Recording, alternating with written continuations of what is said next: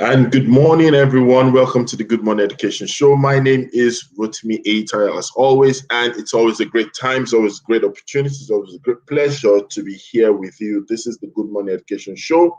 We are broadcasting to you from Nigeria, actually Port Harcourt, Rivers State, Nigeria to West Africa, to the entire world. We are always excited, super excited to have you on board, to share with you, to learn with you, and of course, for us to grow together. If you're connecting with us for the first time, please do not hesitate to let us know your location. Tell us where you're streaming from, connecting from. Tell us how we can be of help. Ask questions as you might like to ask, and of course, contribute if you have any form of contribution. We will be happy to do that. And without wasting more time on the show, we normally review news together within around the world of education.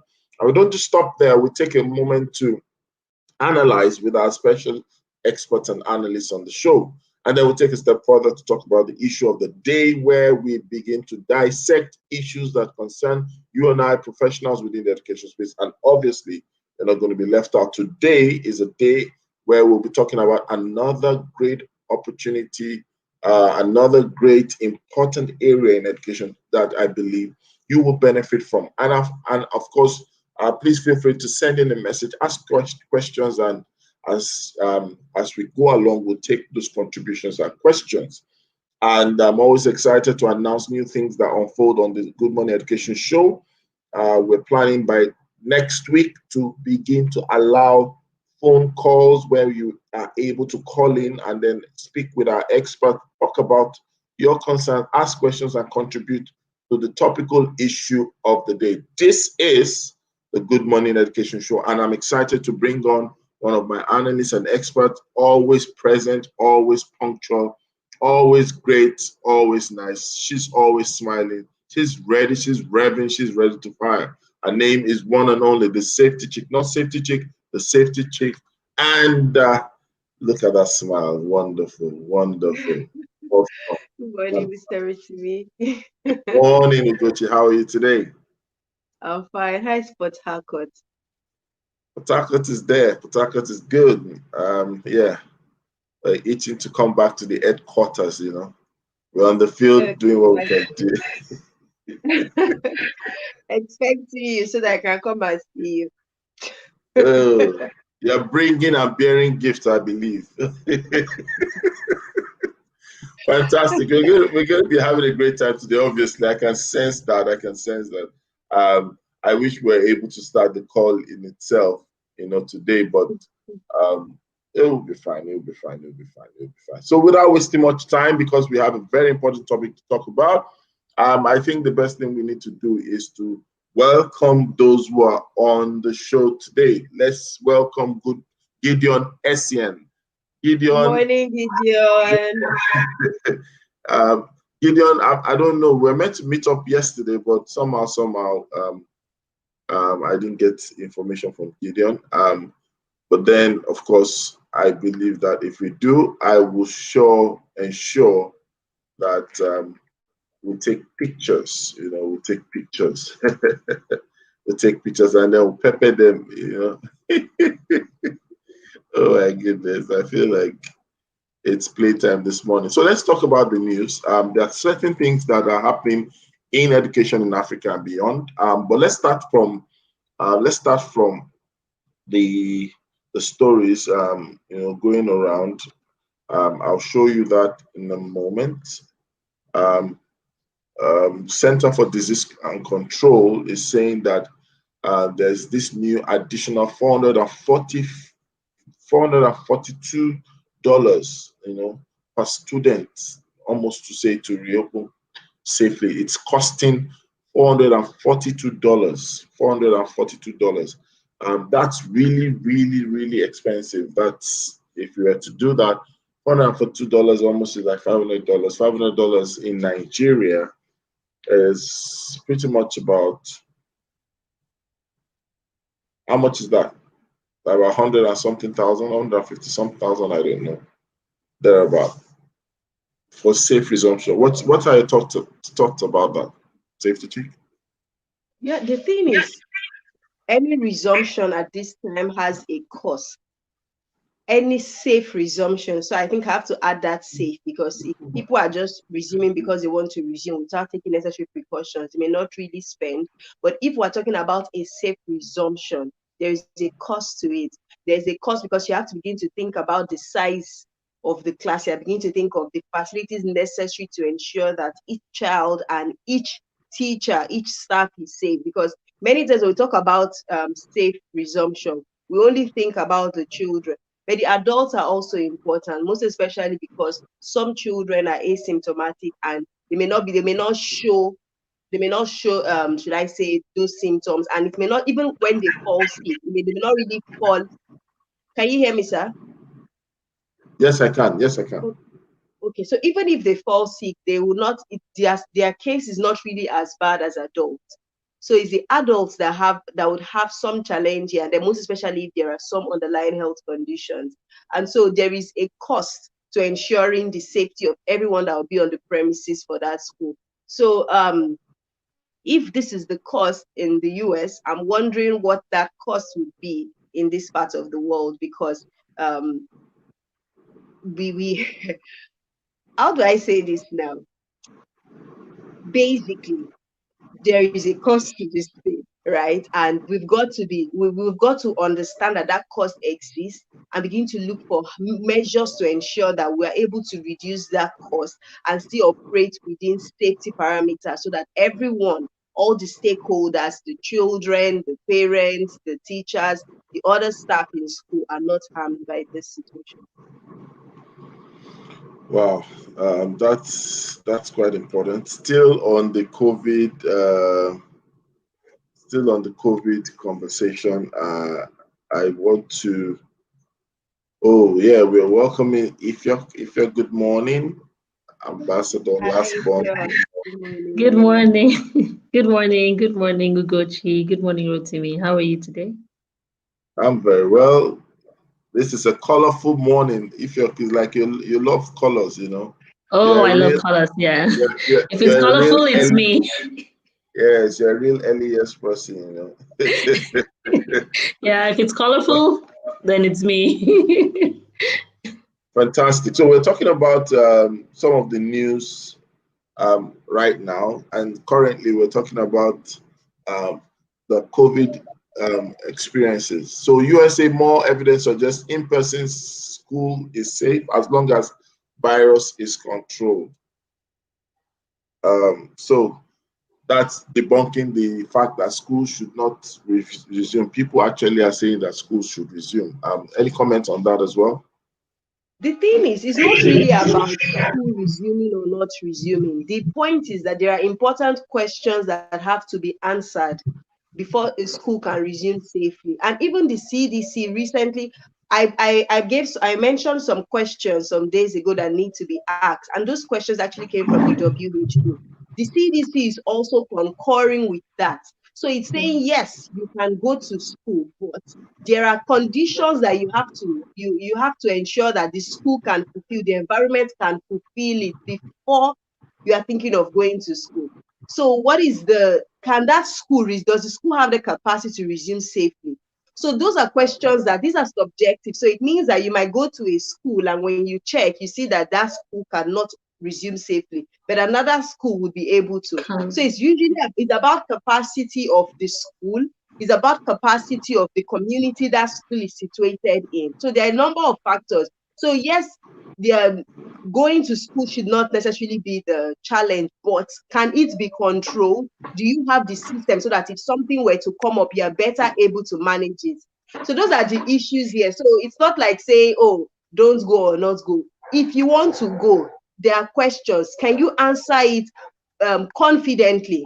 So if something happens in your school now, do you have the right systems to ensure that everybody is safe and that there is no harm to any other secondary contact or be getting in touch with those children? Do you have your systems?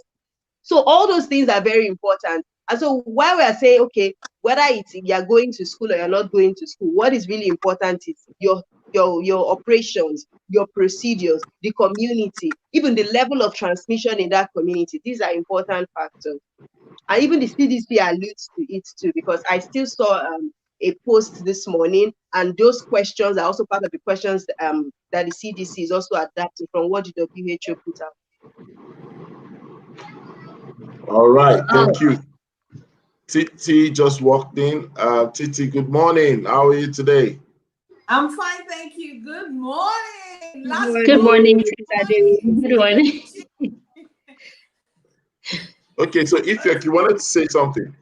Okay, yeah. I'm just gonna go from what Safety Chick said. Regarding to the CDC agreeing to the fact that it's safe. Children can actually return to in-person learning, provided that measures are put in place to see that everyone around. Sorry.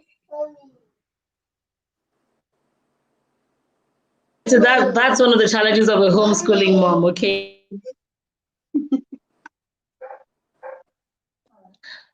All right, sorry for that. So, okay.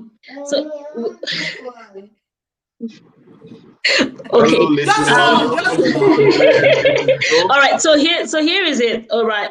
I'm looking at it from the community point of view. What are the people around doing? Okay. Apart from the school putting measures in place for everyone to be safe, it's a collective effort. Okay. So even if the school puts everything in place and everything's in check and things are fine, and the children can return to in-person learning, how about the community? Are individuals actively taking measures by themselves to ensure that they're doing their own part?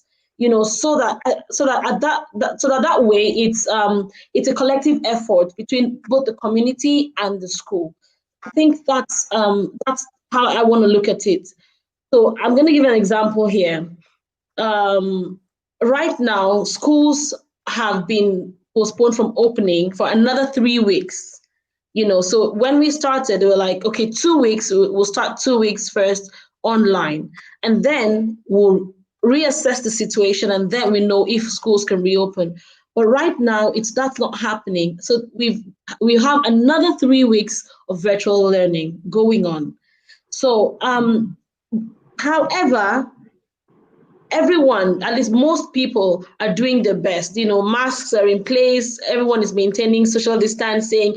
The vaccine is out. A lot of people are taking it. But I can see that the community, everyone is in sync with what's going on. So I think that's really important if in deciding whether or not to return to in-person learning or not.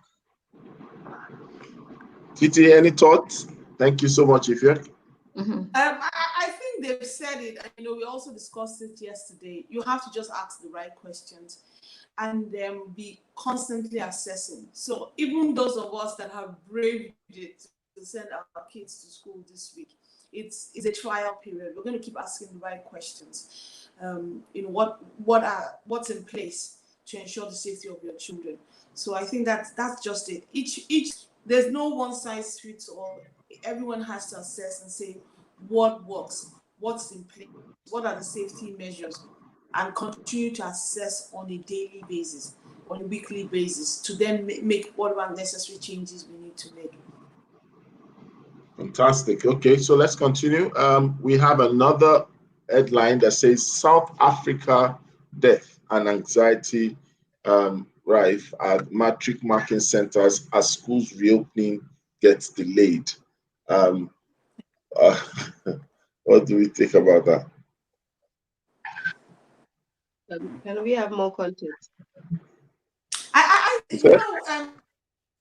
Just looking at the story, it's the same thing. There would be, as long as there are increases in whatever COVID challenges are in the various countries will continue to make a decision, and that's also what's happening all over the world. Even when you look at the various headlines, wherever there's an increase, the extent that they can make an informed decision, then they will have to relook. If you have said it, they had initially planned to do online for only 2 weeks, but now it's next year. So as a country, they will have to keep evaluating, and even down to to the school. So the country will evaluate, the state will evaluate, local government will evaluate, you the school, everyone, Yes, you the parents, everybody. the smallest unit. You know, you keep evaluating what's in the best interest for your child, what's in the best interest for all. I like this Fantastic. headline. Okay. I wish Nana was here to be able to comment on this. You know that the this organization OECD does this annual assessment, looking at school rankings across the world. Typically, Asian countries tend to top the charts. In Europe, countries like Finland tend to top the charts. Usually, the people that we run to, which are the likes of the UK and the US, they're usually somewhere like the 20th, 28th. I think that's the ranking for the UK is 20th and the US is 28th. But they're saying, Ghana has further dropped because in Africa, I think the countries that lead are usually South Africa, Kenya, Ghana.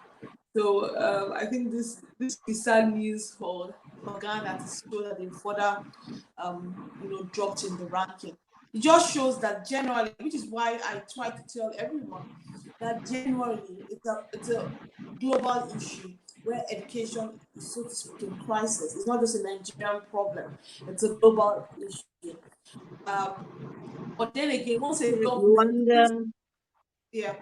government puts it, as priority, then there's hope for transformation and hope for things to get. Fantastic. We have Rwanda and Malawi in the news, and they're about to shut schools as cases surge. That's coming from Rwanda and Malawi. Malawi. I'm aware of Malawi because one of my colleagues on one of the programs we are on, she runs this tourist lodge. They have this tourist lodge where you can see that there's a safari, there's lodgings and all that sort of stuff. And they came down with it, so everybody, her family and all that. And so apparently the cases around their side has risen, and their numbers are not the total of the country as a whole is not, should I say, as large as some other African countries. And so the thing is really getting high. But you see, it boils down to what the WHO and cities have already put together.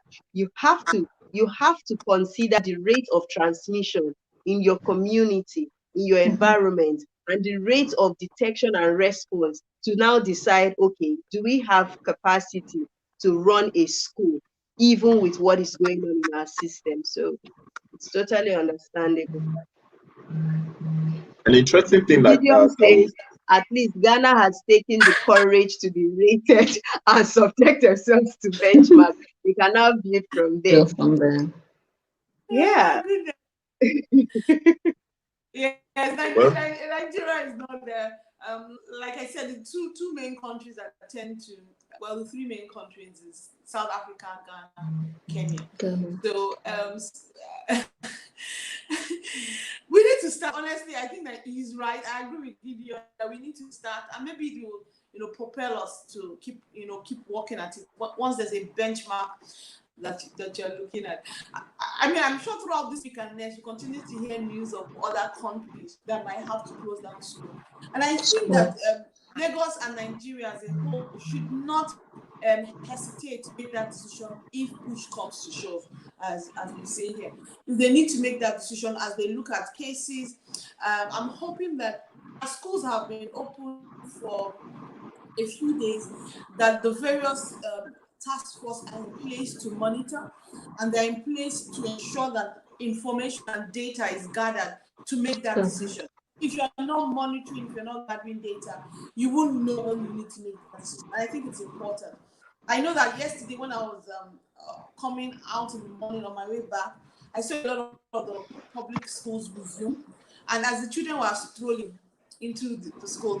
I didn't see a single mask. I passed at least 25 of them. I'm hoping that when they go inside the school, or maybe it's the gate, they would insist that they put on the mask. But I think it's important. I think what I want to stress here is that it's important that monitoring is going on. Wherever school has been made to open, there must be that monitoring that's going around. There must be that data that is being gathered for the relevant authorities to make that decision if they need to. Yes, that compliance is so important, most especially because many times people are going to put on the mask, but then when nobody's watching, they bring it down. I gave an example during an IG live last week that I attended a church program about 2 weeks ago, and one of the things we had was COVID marshals. They were walking around, and sure, if your mask just as much as goes down, somebody will tell you to take it up, and that is what is needed at this time: strict compliance, that monitoring, because people will do what they want to do. But if they know that it is being monitored closely, they don't have a choice but to abide. And we're working with people who feel wearing mask is stress. If they are thinking wearing mask is stress, then somebody needs to monitor. And for the school system now, it has to be a combination of both the teachers and the students, working together, working in shift, and just everybody taking ownership of the process. Otherwise, you would see teacher and maybe students wearing, and maybe the gatesman is not wearing because he feels he's not part of the problem, or the cleaner wearing it just around the ears or the neck because they feel I'm not part of the problem. But it shouldn't be. There should be strict compliance across board. Like, compliance is what is going to make the difference now. So yes. Just to add, just to add to what Safety Chick said, I think it also boils down to how everyone sees it. To see yourself as part of the solution. So I think if we look at it from that aspect, say, any little thing I do, any contribution I make will add to the solution of this global problem.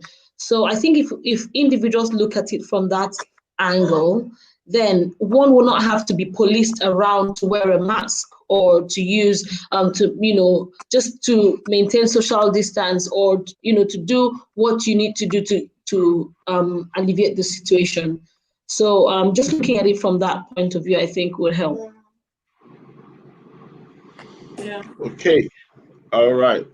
So let's welcome ourselves back from the news segment to the conversation of the day. And even though it feels like one is getting outnumbered, but we're able. You need to call for reinforcement. No. He who fights and run will live to fight another day, and we.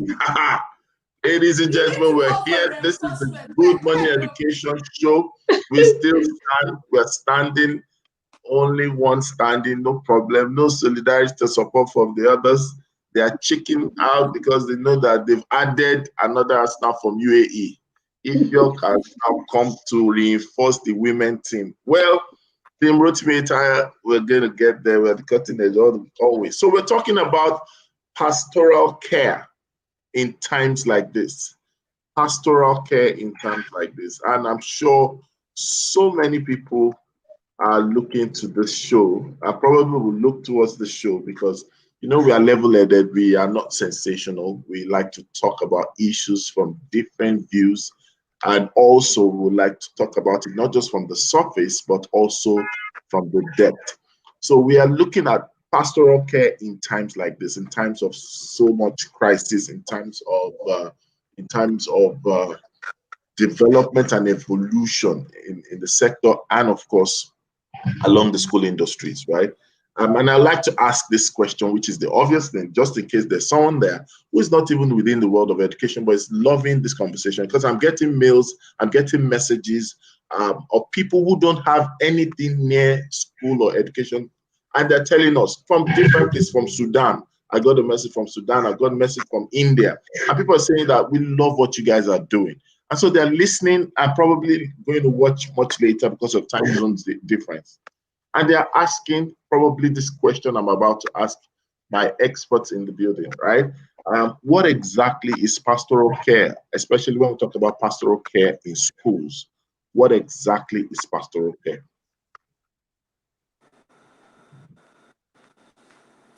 Who wants to start? Should we start with? If you should start as the as the teacher amongst us. Okay. All right. So when I think of the word pastoral care, I think one word that comes to mind is welfare. Okay. One word that comes to my mind is welfare in all aspects. It could be emotional, physical, psychological. So when we're looking at pastoral care in schools, it would mean what the stakeholders in the school are doing to ensure that the children are safe, they're healthy, the staff, they're doing well, everyone is in the right frame of mind to be able to function. So that's what I'd say pastoral care is. Okay, fantastic. Titi, do you want to add to that? I think when I think of pastoral care is to realize that when that everyone is a body, soul, and spirit. So when they are fed, you're taking care of the body. When they are taught in the school, you're taking care of the mind. But there's a part of their spirit where a lot of our feelings come from that we need to take care of, and it's important that we have pastoral care. So it's not about just books. There's a lot more to the child than just taking care of their trying to expand their brain. There's their feelings, there's their emotions, and more now than ever, we need to handle that. A lot of them have questions. Why can't I go out? An interesting one is that my son recently turned 10. We've been planning this party since 19. When we turned 9, we couldn't wait. We couldn't wait to be 10.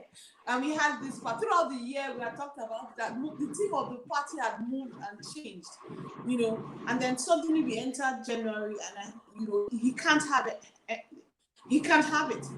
So by December, I started seeing the writing on the wall, so to speak, and I had to start having that discussion with him, start talking to him, start managing his expectation, start letting him know that football team party will not go out, that hanging out with his friends will not happen. All that he had thought and planned, I needed to manage his emotions. He kept on asking me why, So that's really what my pastoral care is. They need to know what's happening. Why can't we go out? Why can't I hang out with my friends? Why can't I go to the play place? Why can't I go and watch movies? Why can't I go to the amusement park? Why are we just indoors? I'm tired of this online learning. And they are. My son told me, Mommy, I'm totally fed up. I'm fed up with online learning. I want to see my friends. I want to, So you can't just leave all that hanging. You have to, take care of that. And that's just talking about them. So how do you ensure their feelings safe? When your school is very conscious of pastoral care, that's why your school will be big on bullying, will be big on ensuring everyone is fairly treated.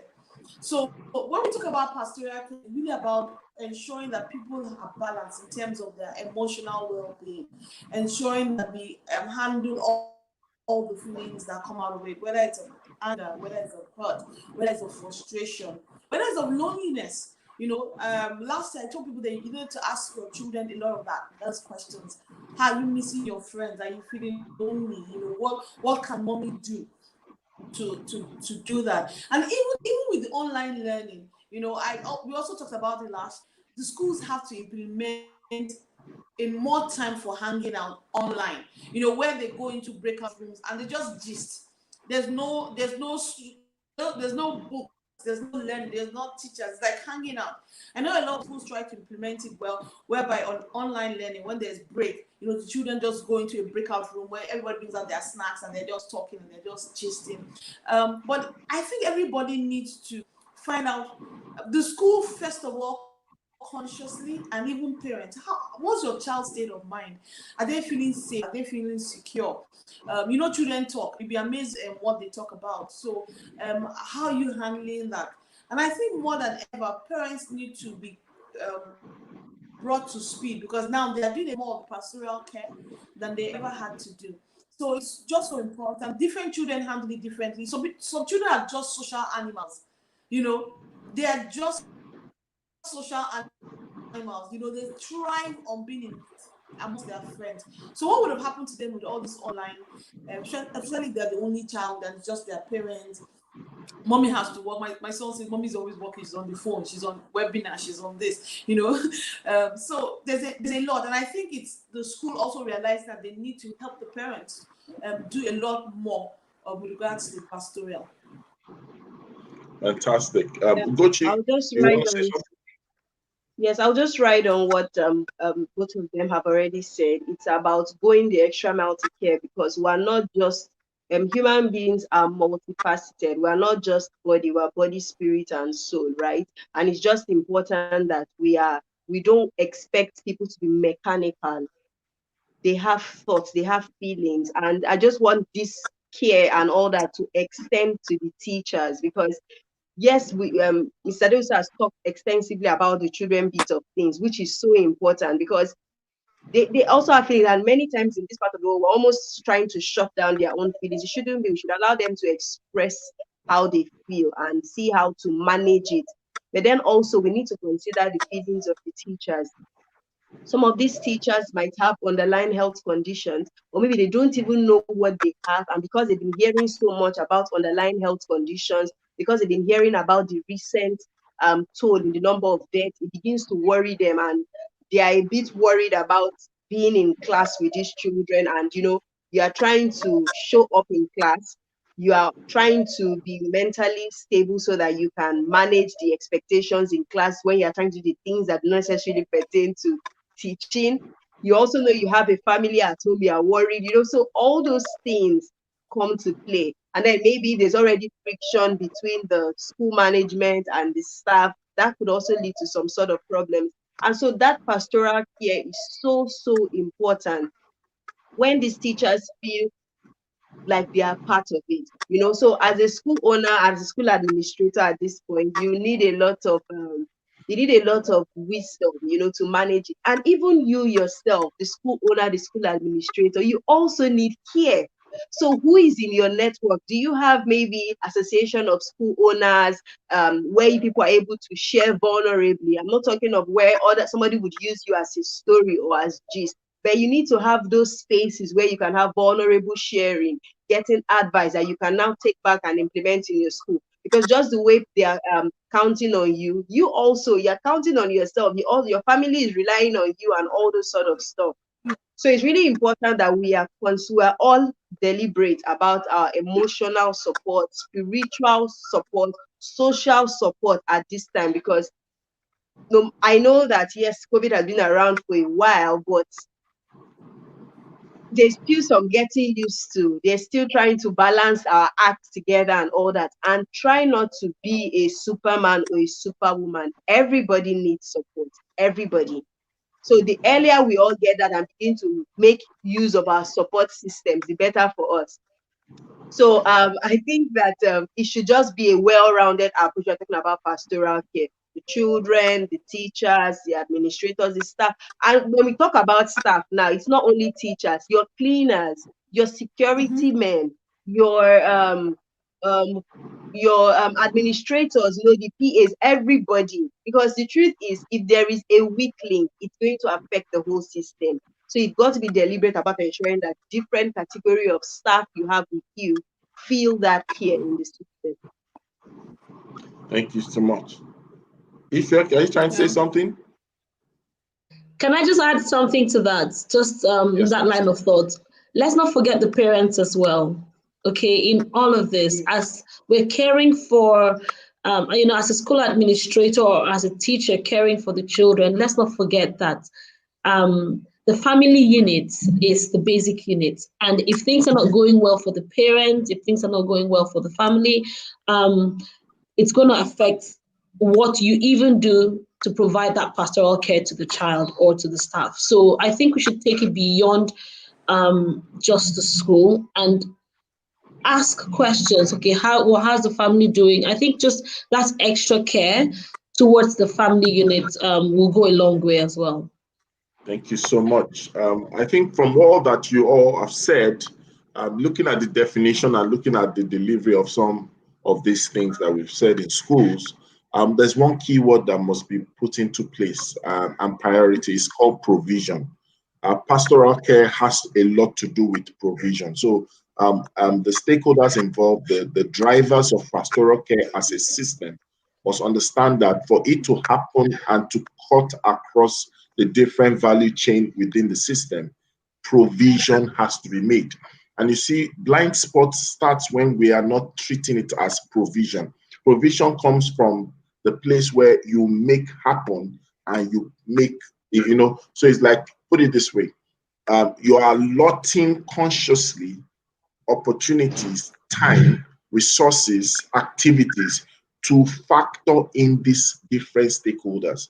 That's the way provision is made. Or else you'll find out that a lot of times the expression of the pastoral care system takes on the personality of the people driving it. So if it's a faith-based person or it's a passionate person in a particular dimension, you will see a string of that person's personality full swing as the philosophy of that same system. And that affects a lot of things about provision, right? But now I want to ask us this question. I'd like to thank Eduma Consult for joining. Thank you very much. I'd like to thank Gideon Essien, thank Marcelina, thank if you have a friend from UAE, thank Umi Akinpeloe from UAE. Yes, thank you all for joining. Thank you all for joining. Welcome to the show. And of course, she has a way of walking in silently, but when she starts talking, you start feeling the tremor. Rhoda has a way of creating, academic, how do I put it? Rhoda, welcome to the show. Good morning. How are you? Good morning. Good morning to the Good Morning Education Show. I'm excited. Late as usual, but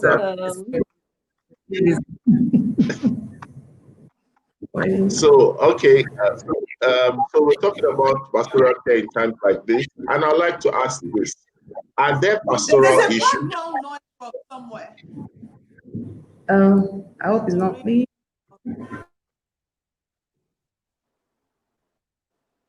Okay, it's gone. Okay. So so we're talking about pastoral care. So are there pastoral issues? And if there are, what are these issues really? When we talk about student experiences, what are the pastoral care issues? Pastoral issues. I'd like to start with, Titi, let's start with you. I think we've started saying some of them. I like the fact that Safety Chick brought in the angle of pastoral care for teachers. Honestly, by the end of last year, as a parent, I think I was exhausted. Towards the end of the year, I just took time off. So I think as I look at pastoral care, I think it's important to also look at teachers and teacher burnout. We as parents, we were burnt out by online. I don't know about other people. I can honestly say we were burnt out. We were tired, and we were just the supporting. We were the supporting team, and we were burnt out. How much more the teachers that had to show up every day, just handling those kids. So I think it's important that, like you said, schools are intentional in planning for teacher burnout. Don't wait for the teacher to burn out before you people plan, a day where management. I know my sister was telling me that there was a day that management took over for took all the classes for the first 2 hours of that day, just to give the teachers some breathing space. They recognize that teachers needed the break. There was even something that was going on Instagram that I saw, of where 2 assistant principals were helping at the reception, because they just understood that the people needed to go on lunch break. I think there's that thing that Rotimi said, whereby let them implement it intentionally. Plan for, time out for teachers. I remember that earlier on the much before even the pandemic, we talked about whereby apart from celebrating the teachers, it's important that you don't plan all their holidays. Where you have summer school, you have school mandatory summer school, even during the Easter, you want to plan something. You need to plan for seasons of recharging. Everybody going to take a rest, even during that, that one midterm break. Plan that's when you want to have back-to-back management strategy session and school plan. Be intentional about the pastoral care of your teachers throughout the term. I think that's really what I want to say. Have a plan for the pastoral care of your teachers, as well as the children. Okay. Yes. Okay. So also in planning for, so I'm going to speak as a teacher right now. Okay. And one of the things I have wished, and I brought up with my management is how just the same way as we request for, medical checks for children, when they're coming in or during the term, we do those medical tests for them, or we do those checkups for them. Having that for teachers, okay, would go a long way to ensure that, okay, everyone is healthy, everyone is, is in the right frame of mind. So I think just doing that for teachers would also be nice. Having having a medical specialist, or just sending them on a medical checkup to say, okay, how is your health doing? That's another aspect of pastoral care that I think would be great for teachers. Okay, Right. so I'll just add that one of the questions you asked was about the challenges that pastoral care could have. And as I thought about it, the major challenge that I see that can happen is abuse. Yes, it can actually get abused where people are taking advantage of the system, and what was supposed to be for their good and ends up hurting the school system, maybe the school management and all that. And so while we are creating the plans, it's always good to also have balance, have a way to know when certain things are beginning to go overboard. So if you are saying that you want your teachers to be able to have conversations about their mental health, take time off when they're feeling down and all that. The next question would be, how do you know that this teacher is actually feeling down? Or maybe they're taking the time off to go and do something else. They are shrinking on their original responsibilities to do. So those are issues that might come up. And so it's just the way in organizations, you could have the amount of sick days that people are entitled to for a year, and then that there are allowances for, if maybe for some reason what you are going for is more than the required. So let me give an example. So in aviation, the airline I used to work with, we had 12 sick days per year. But if, for example, you had to do an operation, you had to do surgery, of course, 12 days is not enough. You'll be given time off for those kinds of opportunities. So basically, having those kinds of checks just ensure that the system is not abused, the system of care, the system to ensure that everybody is fine and okay does not get abused in the process. Fantastic. Rhoda, I'd like to hear your thoughts. You've been writing and writing. Let's get to hear it. With pastoral care, I think it's just really is big picture. Pastoral care is big picture for organizations, in that, I don't think that in education that you can actually have a wholesome education experience without a very solid pastoral care system. And it's like, when they say it's like a holistic view, so there is the admin part of it, there's the relationships part of it, there's the health part of it, life skills part of it, special needs is there. There's trauma, there's crisis, all in the world of physical, emotional, and even personal development. Because what some schools have done is go beyond, just what people, the two big things that pastoral care is about, which is safety and happiness. That kind of that's the way I will sum it up as. But the thing is, some schools have gone beyond just the physical and emotional well-being, and even included personal development for everybody within the school system. So whether it's or pupils or admin or everything. And in the world of relationships, like, I don't know, those of you who have, a lot of people have watched this woman, Rita F. Pearson, the great late, that famous TED Talk. Now, when she talked about, teachers and relationships and pupils, and she said, she quoted George Washington Carver, because the whole learning is relationships. And everything that an education system is designed to do is to produce.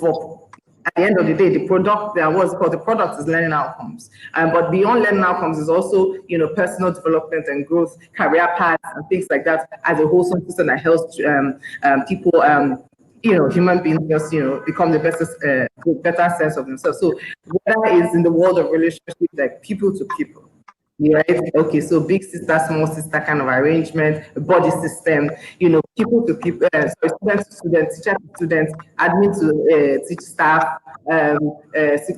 This is a whole system, and even crisis, even so I think for me, if I were to answer your question and say, what is it that is the challenge or that can be a challenge? It is just, in the world of not creating very solid policies around your pastoral care, such that they outlive a group of people who are there. So your pastoral care must go beyond a person who is there. Like, for example, when we're in school, depending on the house master you had, things were different. Yeah. You don't want that to happen in any design of your pastoral care. You don't want that. You want to institutionalize something that outlives a person. It empowers every human being that is there to keep to the plan and to the process. There are. It's a bit controversial, but we know of the story. One case of a pastoral care that went viral.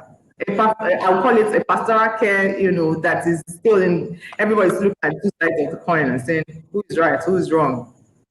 But I imagine how even just managing that pastoral care, the management of that news, is, in other words, we don't call it crisis, maybe trauma, it may be miscommunication. But that image deprecation on the institute, your institution, there should be a policy around how do we communicate that pastoral care, how do we handle such crisis.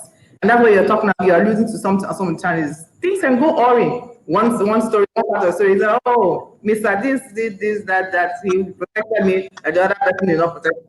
Pastoral care must go beyond, it must be so solid that is beyond a human being. That is implementing policy, it's more institutionalized. So much, that was quite profound. And I believe that this really speaks to the issue of empowering and equipping. These things are like left hand, right hand. We need to get to a point where along the system, especially the people within the organization, the school organization, there is an amount of empowerment that should take place. And there are things that sometimes you don't plan to be the case study, or you don't plan to be the how do you put it? But something happen, and because it's an industry focused experience, we all need to treat it from a scientific place. So we say, what are the root causes, right? We're not talking about who's to blame, we're not talking about who's at fault, but what are the root causes for certain things? Why did we sleep? Was there service failure? Did we keep our service promise? Was there an hijack of the system? Was there mismanagement? And that is because a lot of times I see that the qualities should not also be sacrificed on the altar of qualification, because qualification seems to be just an academic exercise. I had the privilege of going around different schools at a particular point in time, and I spoke to the different levels. So I spoke to the management level, I spoke to the teaching team, I spoke to the students as well. There was a particular school I went to, and they asked me, are you the new copper? Now, that for me as a consultant, And of course, as also a coach, I sensed that they were saying something. So it meant that the student had more connections with younger teachers or with corpers, meaning that they felt that, look, this guy, he came, he spoke, they were excited. That was that particular place I went to. The principal had to give me an office to be able to have like a counseling session with the student. And trust me, she thought it was just going to be like a 10 minutes thing. At some point, she had to move her files away because that was the place I worked from that day. No students, the line was like, when you queue for fuel, the line was there, they were not tired, and they were coming, and everybody started with that. You don't understand. See, our school, and I'd spoken to the counselor earlier, and the counselor said that everything is fine. We are good. And this is someone who is qualified. Now, I was seeing that there was qualification, there was opportunities. So, basic safeguarding of children, and the dynamics of safeguarding is changing by the day. Safety Chief mentioned some things. Safeguarding is no longer as we used to do it. And what is wrong, really, is not tied to just personal bias. This is global, right? So these are factors that we need to look at. Number two, we also need to understand that a lot of people sabotage our systems. Some people don't know what the school stands for truly and what the school represents. So they take on their own persona, they take on their own philosophy, and they take on their own perspective, mix it, and it becomes a cocktail of experience. I remember when I was in primary school. I don't hear people saying that I've been abused, that I've been blah blah blah. But this illustration, I want to say, I think I was abused. And when I say I was abused, I mean that there's this teacher. He was known for beating people.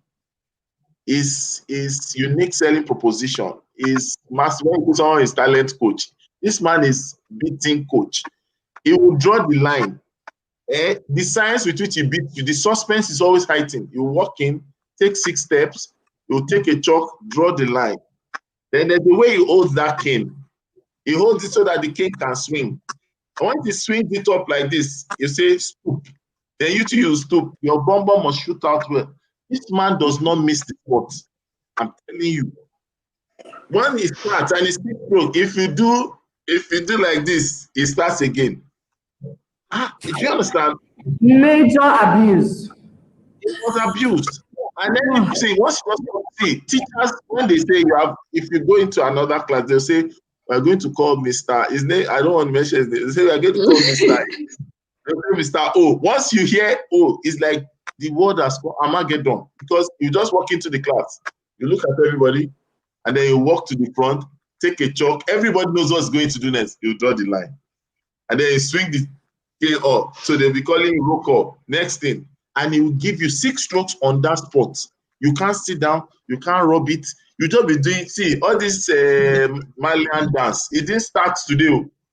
Punishment that they will give us. You start seeing all this that we used to do.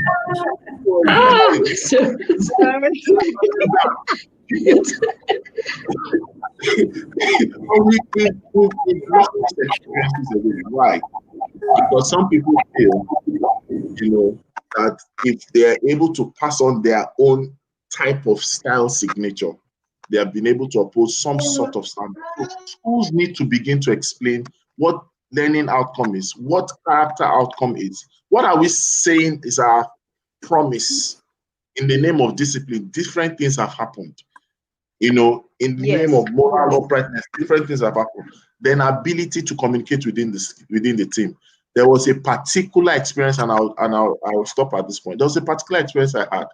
When I was working, it's a brother, that project. I was doing something for a particular state government, right? And when I started speaking to them, I asked the question. I said, so we're talking in class. I said, wait, by the way, how many of you shout on your student? And all of them looked at me and like, what's that? Is that a question? That's a given now. If you don't shout, you cannot communicate with this student. And I asked them, I said, what if I start shouting at you? And then someone said, why would I shout at them? They are adults. I said, okay, so it's only adults they don't shout at. Okay. I said, what if you walk into your school and said that okay, at the assembly, do you have assembly? They say yes. I said, what do you do at the assembly? They say we sing national anthem. I said, so imagine you walk up to your rostrum and then you said, students, we're going to sing the national anthem after the count of 2. And somebody says, why? What would you do? You need to hear the response. I can't say it online. That one said, she said it in Yoruba because it was too heavy for English interpretation. But, oh, Bida, you are not born properly. You are special needs, or what? I said you should sing national anthem. You're asking me why. But I said, what is why? Is why not a question? How has that become a taboo? And all of them, that all went on fire. How dare a student question them? And I started showing them. I said that you see, on it, no government sent you to do that. Nobody sent you to do that. You carried your own mixture and you brought a cocktail of horrid experience. So the worst thing that happened to that child is not the lack of ability, is meeting you, the educator. The educator that changed every other thing. You are worse than lack of seats in the class. You are worse than the open roof in the class, because those things are where that we can storm them. That's the truth about it. If we look at it, the life lessons that we experience through some of these things, really, there are things that make us better. However, the people experience we had before the life lesson, things that cost it in and so really, we need to hear from you, the women and the mothers in the house, right? This is the time I accept that you have not been. What should we do going forward? Because I think the school system must be seen as a school system, not just a school idea. What should we do, right? Asking from 50 to Ifyo to safety and then Oda. There's that noise again that I don't know. So, okay, it's gone. It's like it goes when he hears your voice. We have a comment from Marcelina. He's from Rhoda. That's why it goes when it hears my voice. oh my goodness. I think this is actually why we actually need SOPs, so that we have standards. If we don't have standards, people bring things from everywhere. The one their grandmother did, the one their teacher did, the one they did in their form. There was something we used to have in my airline then, where people would say, oh, in my former airline, we used to do like that. In the other airline. But you are not there anymore. You are now in this airline, and this particular airline, this is the standard operating procedure. If it was so fantastic there, why are you here? So standard operating procedure is what it is. Don't bring your own, bring mix and match and all those, because that is part of the problem. And that's why, when you're creating safety systems, you're creating to suit a context. Now, if somebody takes the one for this context and takes it and puts it in another context that is wrong, it becomes a problem. It doesn't serve that particular system anymore. And it's the same thing we should carry here about having procedures for these things, so that we don't keep mixing and causing more problem in this system. All right, Titi. I just want to say that pastoral care is so important. It's important in primary, but times 10 more in secondary. As children start entering, puberty, they need it so much more, and it should be something that, like we've said at this program, you have a definite program for it. You have qualified people for it, people that are qualified and continue to undergo frequent training, personal development, to ensure that they are abreast of how to safeguard the children. I think it's also important that we involve parents in pastoral care. If you're doing something in the school, the parents need to know why, so that they also can extend it in home. All of us didn't go to the parent school of university, or to learn it. So don't assume that the parents know what. I think it's important that you have, very clear pastoral care, also ensuring parental involvement. I think that's what I would say. Thank you very much, Ifyok. Okay, so I want to look at it from. Over to you. I'm speaking. Can you hear me? Yes, last one. Speak. Okay. Okay, so I wanna look at it from this angle. We've been talking about parental care. Sorry, I said parental care, pastoral care, from an external point of view. So I want to bring it back home, and let's look at it from the individual. What pastoral care do you give to yourself? So let's remember that you're first human before anything else. So you're first human before you're a teacher, before you're a professional, before you're an admin, before you're a parent. So you're first human. And I think taking that thought to care for yourself, that's just what I want to say here. Take that extra thought before you start expecting the admin to care for you, or someone else to do something for you. How much are you doing to care for yourself personally, emotionally? um, how much are you doing to care for yourself, in all aspects? So I think um yes, you can. Yes, Did you just That's want to my give us reaction for you on the show, you know. yeah.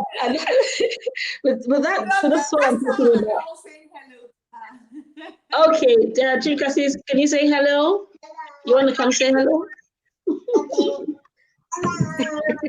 Hello. Hello. Hello. Okay, you want to give a flying kiss? Okay. All right, have you finished? Okay, go on. All right. So she understands that I'm working. So okay. So this is pastoral care right now. Like, how are you, how much in tune with yourself are you? I'm not sure if that came out right. Are you in tune with all aspects of yourself, your mind, your body, because you know yourself best. So I think it's taking that extra, making that extra effort to care for yourself, and then you can, when you expect it from others, you're not caught off guard when you don't get it. So that's just what I wanted to say. You're first human before you're anything else, so think of yourself first. Sorry about my noise, but just manage my noise, right? For me, Rosmi said something very, he said something very profound when he was talking.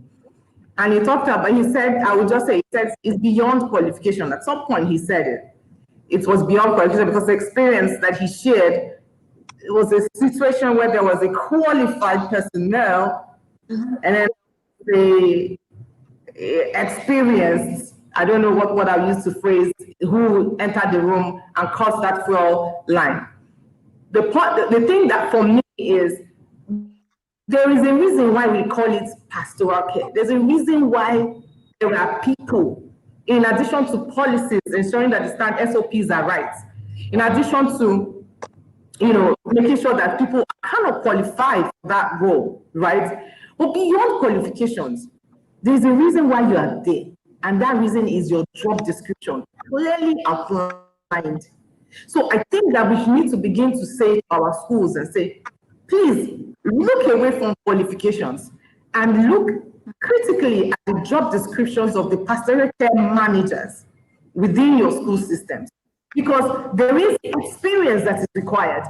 There is education, qualification, staff training, as Titi mentioned. There is special knowledge that is required. And then there are skills, basically the person's disposition. You've got to be able to not only understand the school expectation, but you also have to have knowledge of children's developmental needs, whether it's special needs or not, of emotional care or not. You need to know, you need to be able to communicate effectively. You have to be a good listener. You must be listening. It's really crazy because the reason why secondary school children are, and my son is one example, we don't listen, we're noisy, or we're so disrespectful to children. The kind of person or the group of people or personnel who do pastoral care management have to have this qualities without a doubt. What do you do? When you're interviewing, you're looking for line by line within job descriptions examples of what that person has done in those areas. That person has to be able to communicate that to you in an interview. So that person be able to, whether it's a good lesson, tell me about the moment when you activated your listening skills. To be able to listen to somebody and listen to what they're not saying and be able to solve a problem. That's how to interview for those kinds of people, right? And then that's what to do. You have to be able to, somebody who has high expectations of the people, of the administration, of the pupils, of the fellow staff, of everything. You have high expectations. And the thing about having high expectations that Nigerians always confuse is that when you have high expectations, you have to have be high-handed. No, when you have high expectations, you are looking at each person and saying you're capable of being better. And that gives you a default system to be able to create that capacity for these people to grow and become better. Whether it's safety or physical development or personal development. That's it. So the job description must be able to determine who comes into the room. And guess what? Please implement your 3 months probation every time. So once it's 3 months or 6 months, whichever one it's because it depends on the organization and how they can do a turnaround.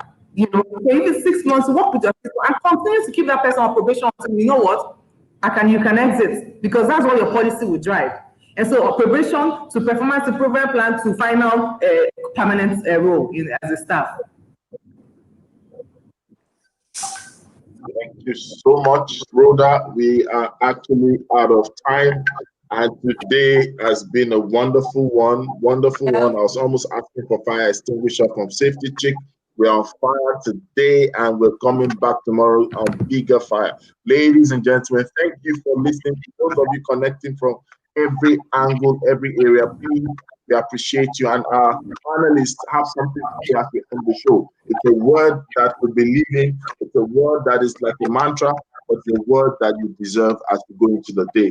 We always end the show by saying that word. And we have the last born in the house, we have the first born in the house, we have the all borns in the house. Ladies and gentlemen, without wasting much time, we've come to the end of today's show.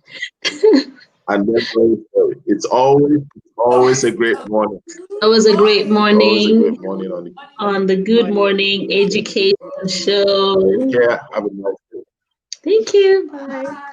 Bye.